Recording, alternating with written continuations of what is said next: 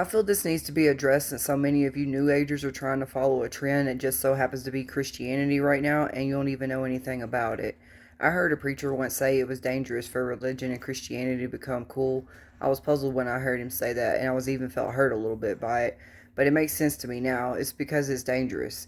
You have those who have never picked up a Bible a day in their lives spreading misinformation, which leads to others that are new to the Word to listen to and believe a false narrative and stumble. It does mention how in these last days there would be a great deception and many false teachers would arise. Y'all are just fulfilling prophecy at this point and hurting others along the way. Now that I've gotten my rant out of the way, let me tell you where it actually stemmed from.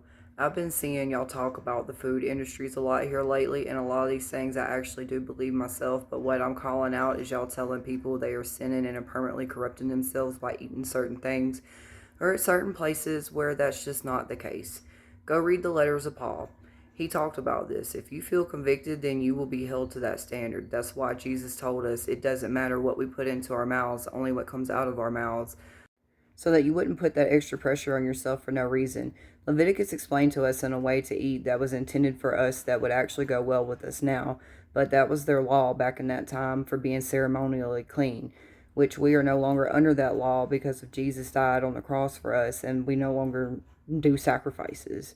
But back to Paul in the New Testament, we are told that some of the disciples were eating food sacrificed to other gods and how the other disciples were getting mad at each other for the other people doing that. We were told that as long as we weren't eating it with the intent of glorifying those little g gods, that it was okay, that any person who was eating it with that intent was weak minded and yet defiled by it. So basically, if it would lead another astray, not to do it, but it wasn't like a law or a rule or anything, because an idol is nothing at all in the world, and that there is no God but one. Now, if it's your personal conviction, just like I refuse to eat pork, then do you. You don't have to eat it. It's not a sin if either one of us eat it, though.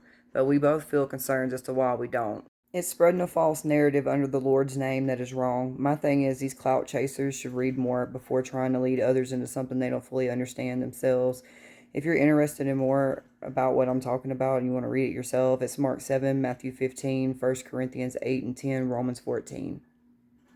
P.S. Whatever packaging, wrapper, bag, restaurant it comes in from doesn't make it a sin.